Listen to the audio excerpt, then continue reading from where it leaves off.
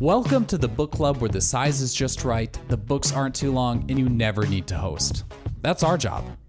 We bring best-selling and award-winning writers of every genre to Twin Cities metro area libraries to share their stories, discuss their work, and answer those burning questions you've always wanted to ask your favorite authors.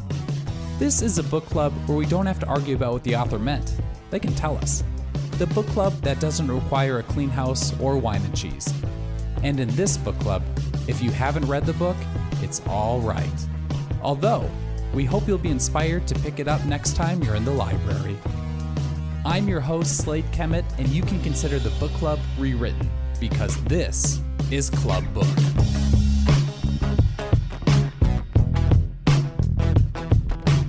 Club Book is made possible by Minnesota's Arts and Cultural Heritage Fund, MELSA, and Library Strategies.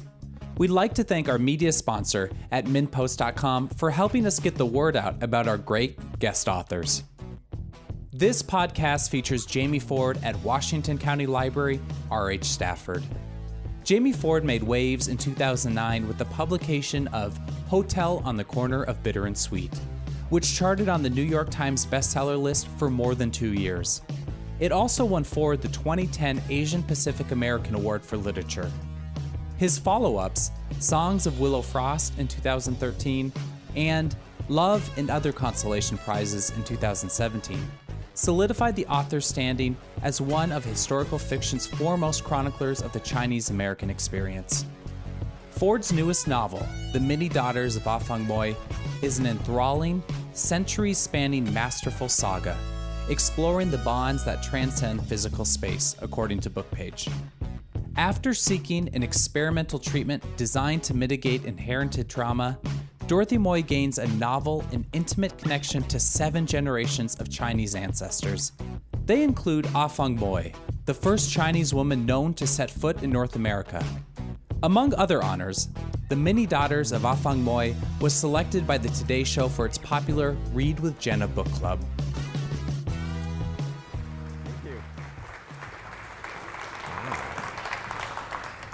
Wow, thank you. Who's on Facebook? Who's on Twitter? Who's on Instagram? Who's not on anything? All right, cool, excellent. How are those 8-track tape collections coming along? I'm just kidding. Another question, and there's no right or wrong answer, but it helps me shepherd this discussion a little bit. Who's read my first novel, Hotel on the Corner of Bitter and Sweet? All right, cool. We don't have to talk about that now. No, I'm going to talk about it. But the book came out like 12 years ago, and I'm really known for that book, and people are sort of emotionally connected to me with that book. And so now I have a new appreciation for when like the Eagles go out to do a concert, and like, I wrote this spring, and they're like, boo, Hotel California. I understand that. Because so many people know me through Hotel, and that book is still doing its thing. I tend to give the Hotel update. I mean, that book has a career, and I'm just along for the ride. And I stole that from Pamela Anderson, who said, my boobs have a career, I'm just along for the ride. It's apropos in both instances. And that's not American Sign Language for boobs, but it could be. Things that have gone on with Hotel. Some of the things that really surprised me is that Hotel on the Corner of Bitter and Sweet became, it's translated into all these languages, which is cool, but it became the #1 book in Norway for 5 months, which is a little absurd. It's wonderful, but it's so odd, because I can assure you, I didn't have any moment when I'm writing that book and I just paused and like, this is gonna rock Oslo! Lutefisk for everybody! But I did. I ended up doing 2 lengthy book tours in Norway in winter. They read a lot of books in the wintertime, not unlike here, not unlike Seattle. But yeah, and the one thing, one of the most memorable things, many memorable things about Norway, but I'm there for I think my second night, and my Norwegian publicist, he's like, okay, I want to take you out to dinner. We have this new restaurant. It has this really cool food. It's called a taco. So, so tacos are in Norway, and obviously it's a very big deal. So the other thing that happened with Hotel on the Corner of Bitter and Sweet is it's read widely in schools now, nationwide. It's read overseas. I've been invited to speak to 6 high schools in Switzerland who are reading that. And it's weird to grow up and become homework, truly. It's not something I ever planned for myself or that book. And the way it happened with me is, it wasn't like, okay, last week no schools are reading it, and now next week 300 schools are reading it. It was this slow, evolving process. And the way I first became aware of it was through summer reading. What happened was, a lot of teachers had read it for fun, for pleasure, for their book clubs. And then they thought, okay, I can get this approved to add it to our summer reading list. And it grew from there. Now it's required reading in a number of states. But the way I found out about it was through summer reading. And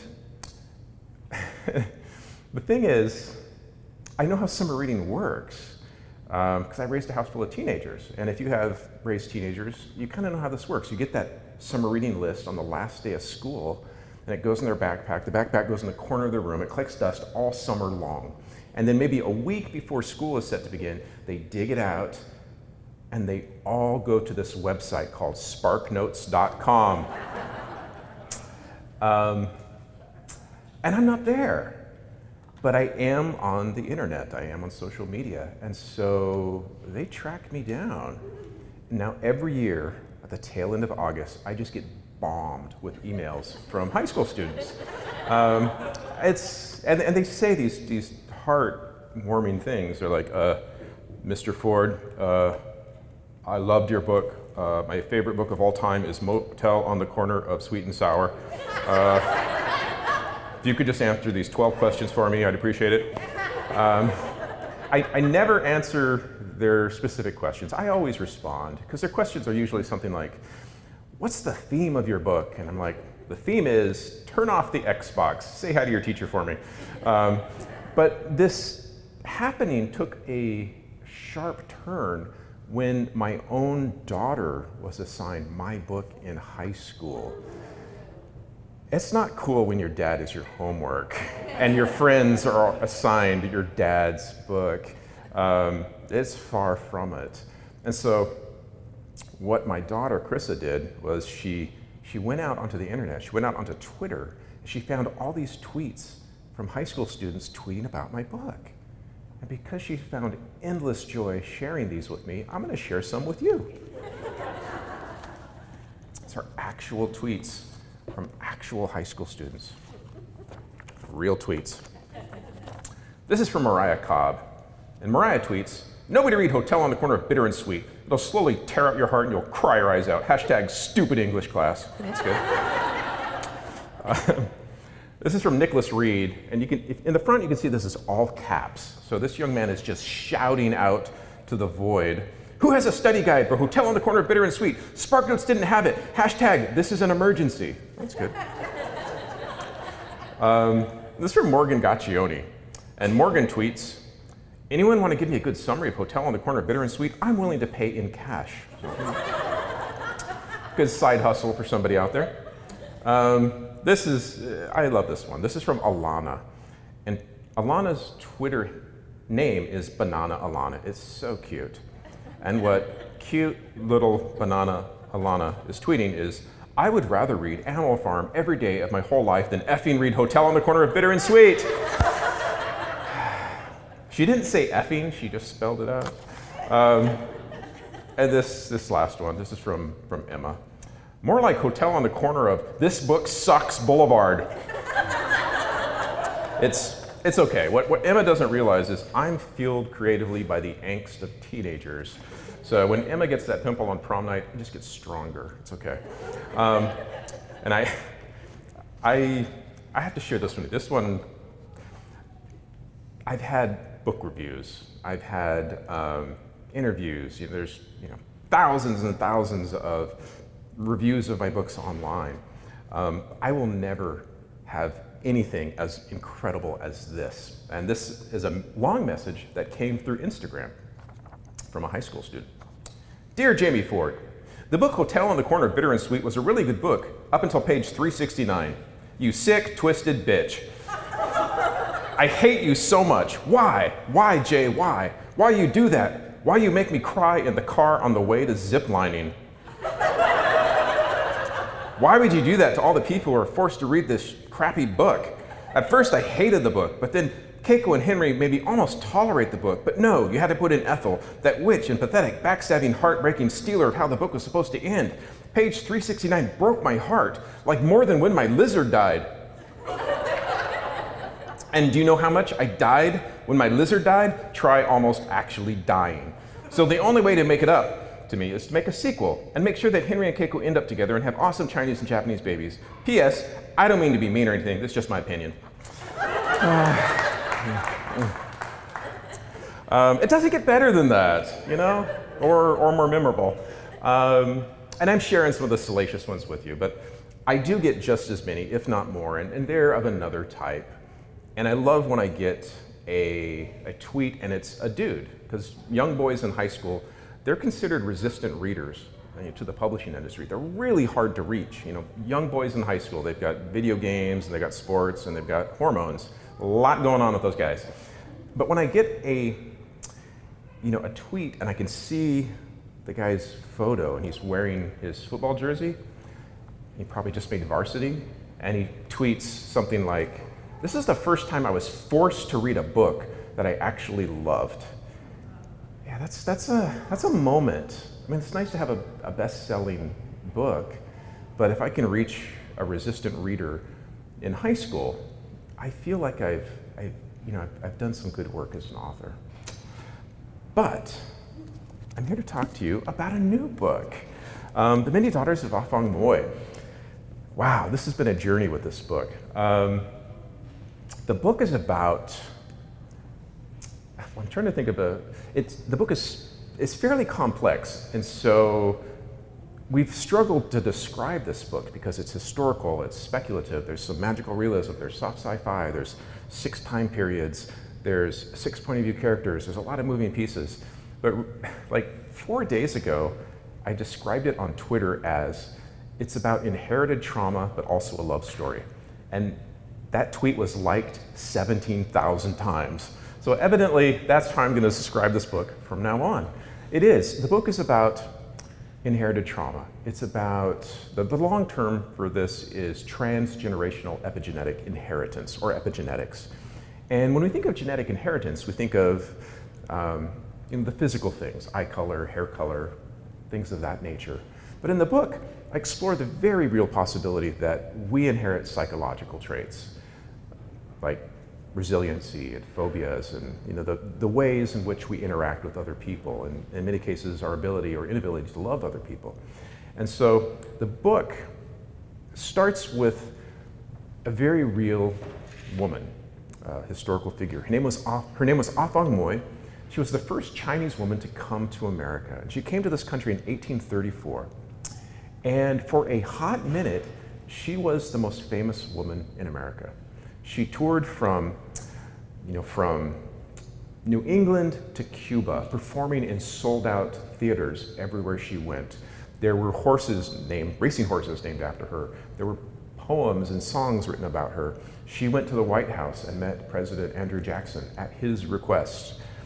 She was written about in more than 200 newspapers.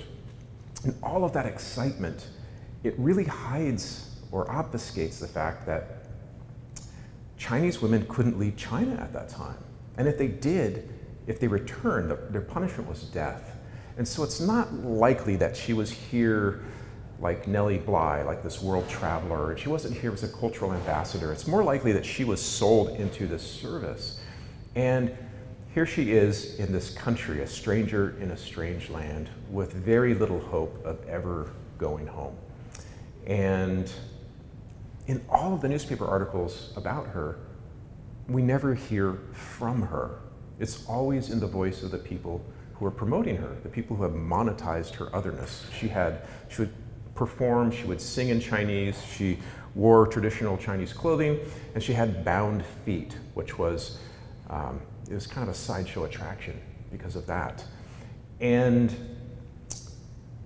her story ends fairly tragically. We don't know for sure, but the last anyone hears about her is in 1849. A newspaper reports that she was found living in a poorhouse in New Jersey. It's the last anyone hears about this very famous woman. And I've been fascinated with her for a long time. And I wanted to write about her, but she didn't have a happy ending. She didn't have a redemptive ending. And she didn't have a voice.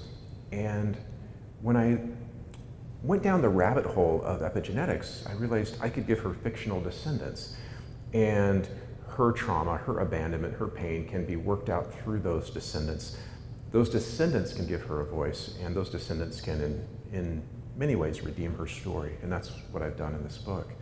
In the book I have, my first 3 books, they're all set in Seattle. This book is, I call this book my big box of crayons, because it goes everywhere. It's Baltimore, it's San Francisco, it's Seattle, it's China, it's England. And I have all these different characters who are all these fictional descendants. There's a character named Afong Moy, who is a Chinese nurse working with the Flying Tigers in China during World War II.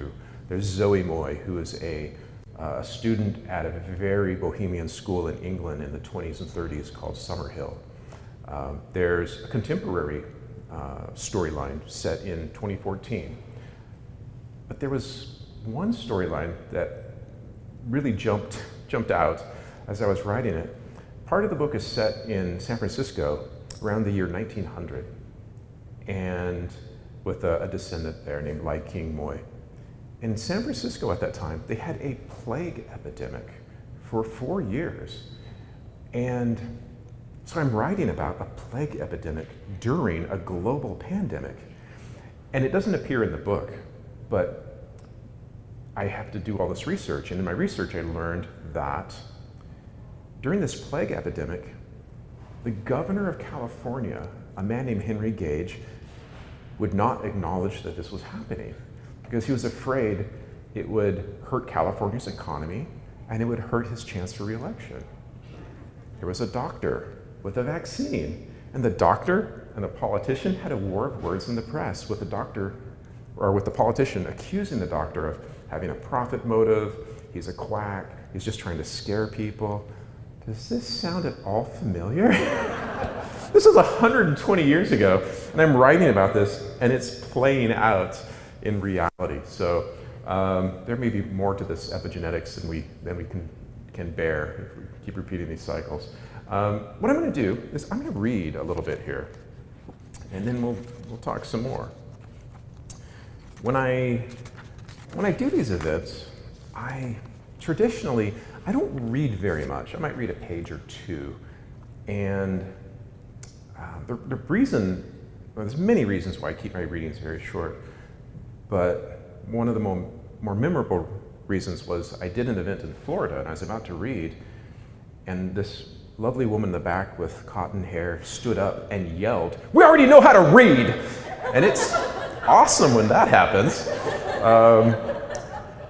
I was so charmed by her, honestly.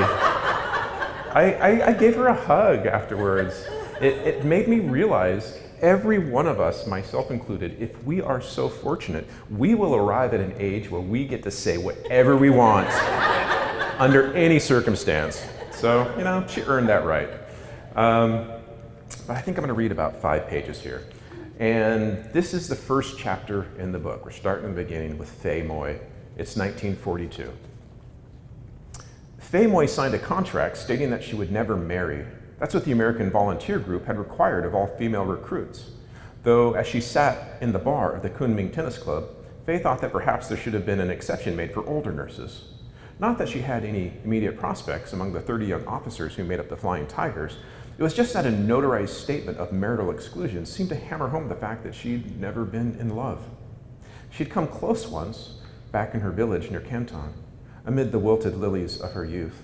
And since then, she'd felt many things for many people, but always more yearning than devotion, more appreciation than passion. There had even been an awkwardly arranged marriage proposal a lifetime ago at the Toto Koi restaurant, where a dashing young man got down on one knee with a ring and too much pomade in his hair. Wasted, that's what her father said when she turned him down. Fei Jin, why do you have to be this way? No one likes a stubborn girl. She tried not to roll her eyes. Why can't you call me Fei like everyone else? Because I'm not like everyone else. Look at you. You're not getting any younger. You should be happy someone still wants you at your age. She'd been 27. But as much as Fei had wanted to share her life with someone, to watch a sunset in the arms of somebody who wouldn't leave before sunrise, even then she knew that want was not the same as need. She refused to settle for convenience or to abet her aching loneliness. She went to Lingdom University instead, and she told herself that if she stopped looking, eventually the right person would come along, and that was decades ago. Now she felt like the jigsaw puzzle of her life had long been completed. The picture looked whole, but there was one piece missing. That's my heart, Fei thought, something extra, unnecessary. Now, well into her 50s, Fei still couldn't forget how in nursing school, Chinese mothers used to point at her as she walked down the street in the evening. They'd turn to their daughters and say, "Don't be disobedient or you'll end up like her," or "That's what happens when you're too proud, too foolish, no one wants you." Fei would pretend she didn't hear. Then she'd run home and curl up in bed, crying herself to sleep in the morning. And in the morning, she'd light a Chesterfield and stare at the tobacco-stained ceiling, aching inside as tendrils of smoke drifted up like unanswered prayers.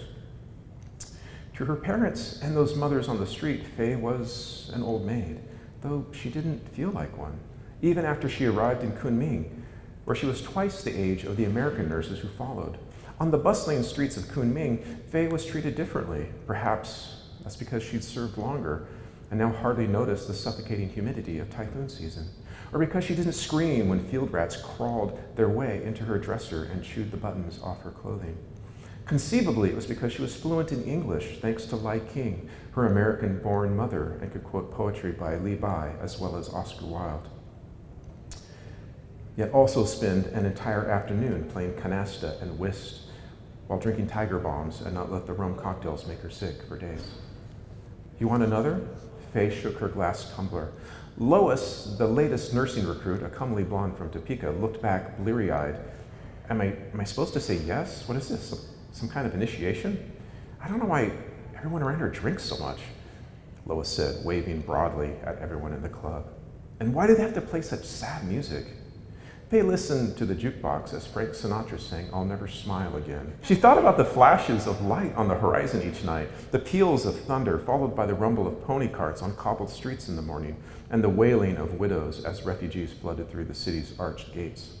It comes with the territory, Fei said as she worried about her parents, whom she hadn't heard from in 2 years. She finished her drink, leaving only a mint leaf. Fei grumbled, "They should have made the men swear an oath as well." Fei felt invisible compared to Lois, who was so young and so fetching in her periwinkle blouse. "Why would you want that? It would lessen our chances," Lois said. "But I guess at your age, you could probably care less that the AVG is run like a 7th grade church dance. After all, you must be close to retirement." Fei cringed inside, and she wished she'd cut Lois off 2 drinks ago. "But for the rest of us girls, we're still in the game," Lois yammered. "You're so lucky. I always wondered what it would be like to live alone, to be able to choose how to spend my evenings and my days." "I thought you had a boyfriend back home in Kansas," Fei asked. "Oh, please, don't mother hen me," Lois laughed. "We could all die over here at any moment from bombs or malaria or sheer boredom." Fei understood that all too well. Orders arrived like the tropical rains along the Burma Road, all at once or not at all. Lois kept talking. "If I'd wanted to settle down, I wouldn't have traveled halfway across around the world to take this job. It's not paradise, but it's more exciting than watching the tumbleweed races back home. Besides, you only get one life, you know." Fei remembered feeling just as eager years ago, restless and weary of her parents' disappointment. She left her hospital job and sailed from Canton to Rangoon aboard the Jägersfontein, an ocean liner with a swimming pool and an orchestra. There she met and was hired by Dr. Gentry, a U.S. Army flight surgeon who was traveling with a group of pilots and aircraft mechanics, all of them with fake IDs in case they were stopped by the Japanese. Fei had been excited but also nervous to join the Americans, especially when she heard the Japanese had issued orders to kill all Chinese doctors and nurses caught fleeing the occupied cities. Once she stepped off the ship, however, she felt at ease as though the broken compass of her heart was now working. She traveled with Dr. Gentry's team on the Burma Road over the Himalayas to Yunnan province. There, her magnetic north led her on muddy roads past water buffalo and roadside statues of the Buddha, towards something unknown but oddly hopeful. Here in Kunming, she felt complete, even as the world around her was on fire. "I thought you were going to buy me another drink," Lois said. Faye cocked her head, eyes toward the ceiling. "Fine," Lois said. "I'll go get one myself." "Wait!" Faye grabbed Lois's arm. "Do you hear that?" "I don't hear a thing." Faye watched as the bartender quickly unplugged the jukebox, which elicited a round of groans from drunken patrons. Their protest diminished as one by one they heard the sound of an air raid siren.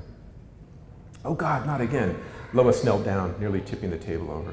As pilots and crewmen began running for the door, Faye listened for the sound of explosions or the heavy thud of passive bombs filled with yellow wax and maggots designed to spread cholera.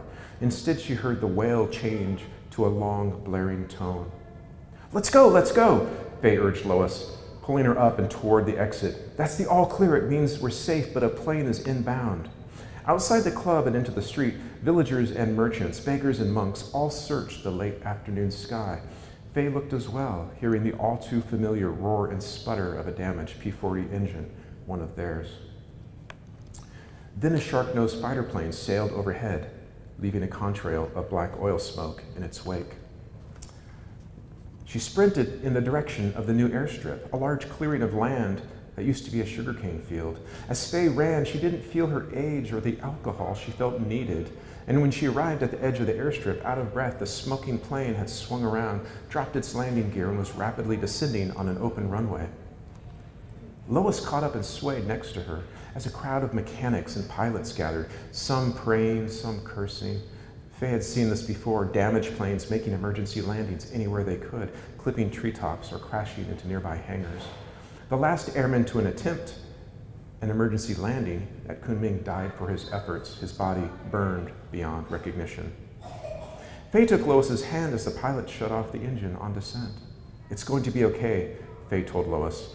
Her words felt like a wish as the nose of the aircraft pitched upward to slow its silent approach.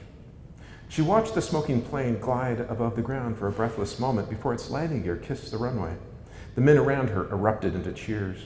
The plane was still smoking, and the front of the fuselage was black with soot, the cockpit a web of broken glass. There were so many bullet holes, Faye wondered how the pilot had managed to survive, let alone land.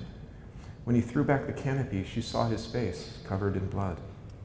The young pilot climbed out, his flight suit slick with oil and his wet boots squished on the runway as he limped toward them. Faye felt the crowd surge forward. She became a rock in a stream of people flowing past her, everyone laughing, cheering, until the cockpit burst into flames and the plane exploded, sending a billowing cloud of debris into the air that made a tinkling sound as hot metal rained down around them. The wounded pilot looked at her, dazed, as 30 and 50 caliber rounds from the plane's mounted guns began cooking off in the flames, shooting in all directions. The crowd dispersed in a frenzy, shouting, ducking, running. They heard the chirping sound of bullets piercing the air. She froze as the young man waved at her amid the mayhem, staggering in her direction. Faye could see his bloody, oil-soaked flight suit, the flammable grime that blackened his hands. She could smell the petroleum as he approached and could feel the heat from the burning wreckage. She watched in horror as the pilot tucked a crumpled cigarette into the corner of his mouth and fished out a Zippo lighter. Faye dashed toward the wounded stranger as Lois called her name, as men screamed, "Get down!" She heard the pilot striking his lighter again and again and again until a curl of fire flickered on the breeze, a wagging finger, orange and blue. I'll stop right there. Thank you. The book has all these interlaced timelines, and through all of those timelines, there's the sense of someone searching for someone else through the generations. And I don't want to go further because I'll give away spoilers, but this stranger who Faye is meeting for the first time is someone that they've met before. I'll just leave it at that. The last thing I'll share before we do Q&A, this always gets asked. It has a little thing on the cover. This was a Read with Jenna pick on the Today Show. And people often ask, how does that happen? Because I always wondered, like, how do celebrity book clubs pick their books? How does Oprah pick her books? How does Reese Witherspoon pick her books? How does Jenna pick her books? And currently, Jenna has the largest one in the country. The way I found out about it was I was on a Zoom with a library in Kentucky. And it was just like this, but on the internet. So it's me and a librarian and about 40 patrons, and we're talking about books, and I get off the call, and my phone rings, and it's my publicist.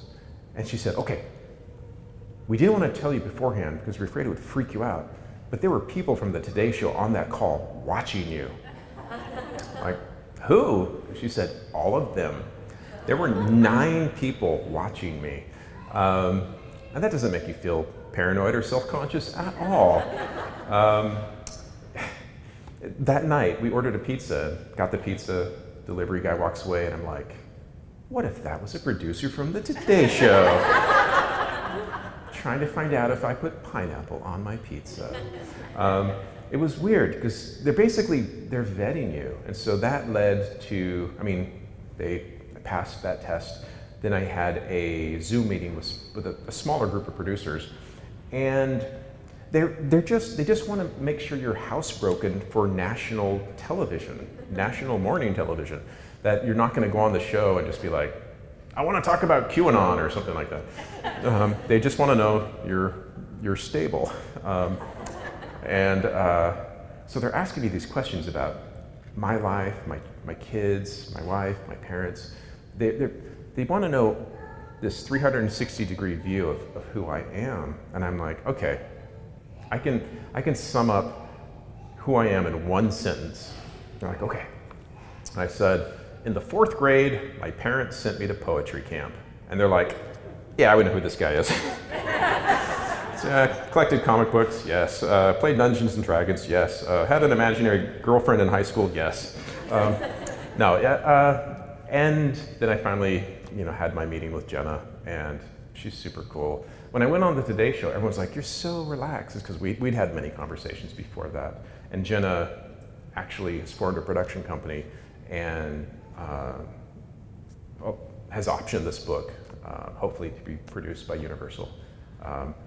So it's been amazing. The journey of this book has been weird because, I'll tell you some accolades. It's not a humble brag or a brag. There's a reason. Like it was Jenna's pick. It was optioned for film even before the book was published. It was Costco's pick, Target's pick. It was the Indie Next list. All the independent bookstores in the country vote on their favorite books that are coming out, and it was their top book for August. I was in Times Square, and there's a billboard with the book.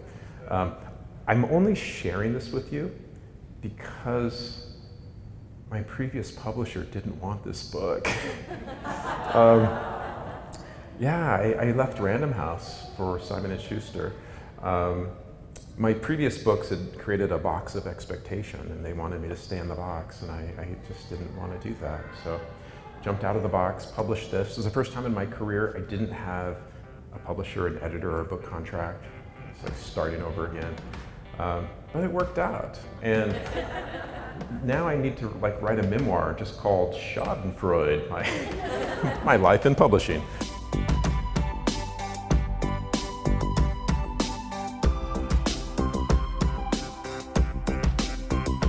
With that, we have reached the part of our podcast where we turn to our club book audience for questions and comments for Jamie Ford and his work. In this book club, we like to encourage members and authors to connect and engage and help bridge the gap between the page you read and the process it took to write it. Our first question of the night comes from an audience member wondering, as a man writing about women, how does Ford make those characters feel so believable and authentic? It's a fair question. It's a question I get at every stop. There was someone in some variation. I was in, where was I? I was Nashville, and a woman stood up and she's like, Dorothy is me. How are you in my head? How did you do this? It's interesting. Do you bounce it off your daughter? Do you bounce it off your wife? Like, how does that? I ride in drag. I find that works. My drag name is. You can move on now. Yeah, my drag name is Amy Tantric. So no. My second book, Songs of Willow Frost, because I really have the main character is a female protagonist, and that was the book where I started to get that reputation. I'd walk into interviews, my name's Jamie, and they'd look up and they're like, "You're a guy." And I'm like, "Sorry, I have a Y chromosome, I can't help it." For me, I was that kid. I lived in Ashland, Oregon until I was 12. It was a theater town. I went to poetry camp. I was that boy in high school that I cried at sad movies and sad songs. All your friends were girls. Yeah. I get it. And when you're the boy who cries at like sad movies in high school, that's not an asset. High school is like, for boys, is like how much can you bench press, how far can you throw a football. But when I became a writer, all the things I thought were my weaknesses as a kid became my superpowers. And so even looking back, because I've had so many of these questions, I've had to think about it. In high school, I took electives that generally only young women took. And I didn't know that when I signed up for them. So I'd look at my electives and like, okay, I've got auto shop and metal shop. I wasn't that interested, but I'm like, oh, cool, practical family living, that sounds interesting. It's a class where you carry the baby around, And I walk in, it's like me, the one queer boy who was out, and 28 young women. And I don't know, I think, I'm gonna slide this over a little bit. I think today they would describe it as having a larger than average emotional IQ. This audience member asks if Ford does his own research, or does he share that workload? It's just me. It's all me. I interview people. I read scientific papers. I travel and spend time in the archives of historical societies and museums and things like that. It's me. The first person to read the draft is my wife, and then it goes to my editor. So I don't even send it to my agent first. It goes me, wife, editor. That's how it goes. I don't have sensitivity readers. I don't have. The writer has to be sensitive enough to do that, I think, or you shouldn't be writing it. But I like research. I could do that to the exclusion of writing. It's fun. It's like, basically research for me, it's like, everyone here probably has that moment where you need to look something up, you go to Wikipedia, and then you click on something, and like 90 minutes later, you're reading about something wildly unrelated. And that's what I do with research. And so I had to research all these time periods. I had to research the Summerhill School, the Flying Tigers. I have some connective tissue to some of these things because I have 3 great uncles who served with the Flying Tigers in US Army intelligence during World War II. Chinese Americans were there. Summerhill was a school that I've been obsessed with forever. I wish I had gone to Summerhill. That would probably be a better school for me growing up. It was known as the school with no rules. Which is very interesting. But yeah, it helped that I'm reading all these scientific papers and watching presentations on epigenetics and optogenetics, 2 different things, and I can talk about that chapter and verse these days. But at the time, I'm reading all these papers. They're not written for entertainment. They're written for peer review. So they're really dry and hard to read. So I would spend days reading those and try to synthesize what's happening. And my wife, who is a biology major, I'd be like, and she's a nurse, I'm like, okay, did I explain this properly? She's like, yeah, that's pretty much it. So she definitely was a resource, but it's just me. I have to share one other little thing because you're like, is there somebody else? Do you have this? I have so many writer friends who have an assistant that's just them with a different email.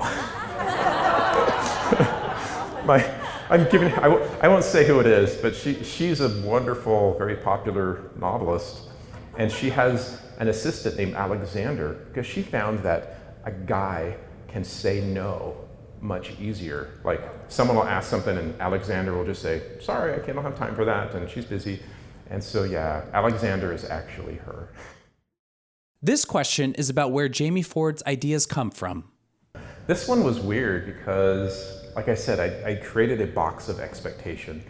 I felt like Random House would just, dump money on my lawn if I keep writing books within that framework. I couldn't do that. I don't know.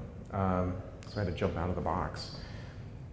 But I wasn't quite there. I went to an artist residency north of Chicago called Ragdale. And I walked in with something I was working on that I wasn't in love with it, but I'm like, okay, this is what they want me to work on. And another author who were friends, we had met before this, she saw me. She's just like, she just pulled me aside and diagnosed me, in 5 minutes. She's like, put this away. She's like, I can tell you don't love it. Divorce yourself from the expectations of everybody else, get back to writing for yourself. And I did, and I stayed there. I wrote an 8-page synopsis that became this book. And in that synopsis, I had all the characters, all their arcs. I had all these things floating around in my head. It was just I had the time and the space to put them all together and make it work. And I stayed in the room. It's the blue room. They call it the lucky room. I think they call it the lucky room because it's where the founder of this artist residency actually died. So instead of like the room of death, it's the lucky room. It's just rebranding. But authors who have started books in that room have had good success. Another one that started in that room was Time Traveler's Wife. So a lot of good things happen in the lucky room. So that's part of it. This audience member asks about Ford's unique approach to the acknowledgement section of Afong Moy. Yeah, the acknowledgements and the author's note, they're always boring. I'm like, I want to make this readable, that someone would actually want to read it and actually serve up some information that helps, When you read a good book, you have a book hangover, and that sort of helps with the book hangover. Our next question is how Ford's interest in epigenetic research, especially inherited trauma, first came about. Research varies for books. Like my previous books, it's like 6 months to 8 months. This one, maybe less, but I had read so many things for pleasure that I had already, and when I read them, I make notes all over the pages. I just write on the paper. So I had read books about Afong Moy, I had read books about the plague in San Francisco, probably read 10 books about Summerhill. So over the last 7 or 8 years, I had sort of been storing that information. So most of my research was just about epigenetics and optogenetics. If you're wondering what optogenetics is, epigenetics is a really cool study done at Emory University in 2013 where they showed that one traumatic event had been transmitted across 5 generations of lab animals. Optogenetics happened a year later at MIT where a group of scientists transplanted a memory from one lab animal to another. I can explain after this how all that happened, but I combined those two things in a future context for the book. What got me interested in that was Van Halen. Someone gave me this shirt because I talk about Van Halen, it's in my author's note. When my son Taylor was 12, we're listening to Radio Disney. He's a little kid. I had never played Van Halen for him. He came up to me one day. He's like, "Dad, have you heard of this band called Van Halen?" And I'm like, "Yeah, where'd you hear about them?" And he had bumped into them on YouTube, and he had just watched one of their concert videos and just basically, said, "This is the greatest band of all time." And Van Halen was my first concert as a 16-year-old boy. And at first I thought, okay, maybe that's a weird parent-child coincidence, but I think all of us, we have those moments where you look at your granddaughter and go, "That's my mother." Or you're in the mirror and you go, "I'm my mother." Or, you look at my son and like, my dad used to sit exactly the way he's sitting, those kind of things. And I always felt like there's more connection. There's nature and nurture, but I think there's probably more nature than we want to admit, because it robs us of our free agency if we really buy into that. So that's where it came from, Van Halen. Yeah, as I've been traveling, people have been giving me Van Halen stuff, so it just seemed like I might as well wear it. Another audience member inquires about Ford's writing process when creating interwoven narratives. My previous books are split narratives. There's 2 time periods, and those I write start to finish. I just ping pong back and forth as I go. I tried to do this with this book.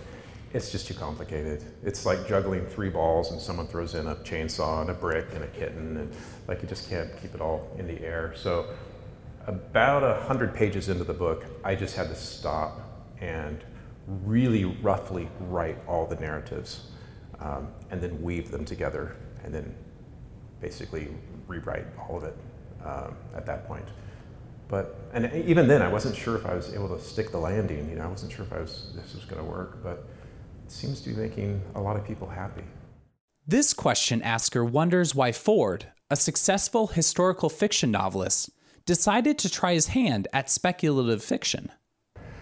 Speculative fiction, the difference between science fiction and speculative fiction: science fiction is rooted strictly in science. Speculative fiction is just a future context. It could be future society, government, religion, just like what's the future look like as you're walking around. Speculative fiction is actually, it's kind of my mother tongue. It's like my first love.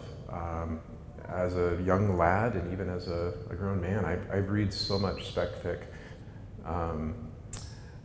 There's a very famous speculative fiction author named Harlan Ellison, very popular in the 50s, 60s, and 70s. And when I had some publishing success, I contacted Harlan and I bought his first typewriter. So speculative, yeah, it's so wonderful to have. And then I became good friends with Harlan for a while there until he passed.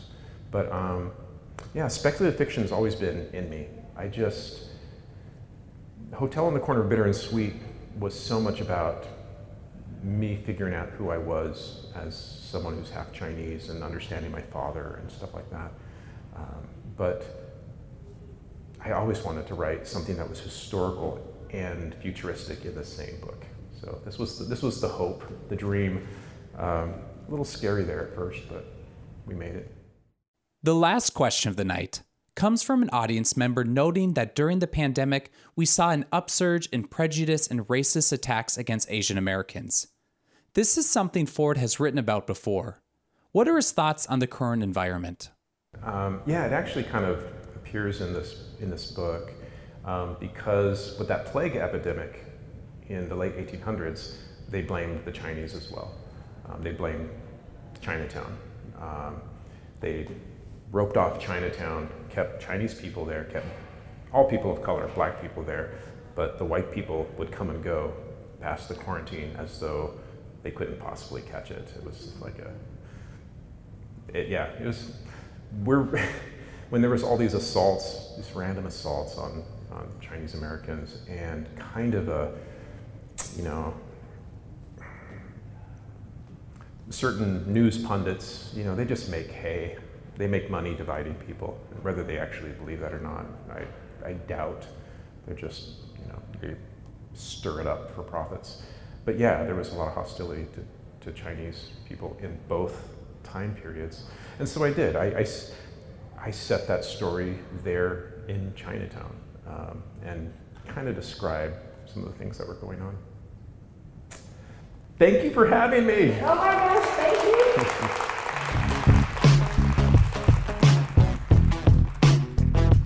That wraps up our Washington County Library event with Jamie Ford. Make sure to catch our next podcast with Mohsin Hamid. British-Pakistani novelist Mohsin Hamid's international bestsellers include The Reluctant Fundamentalist, Exit West, and How to Get Filthy Rich in Rising Asia. His latest, The Last White Man, is a reimagining of Franz Kafka's classic novella, The Metamorphosis.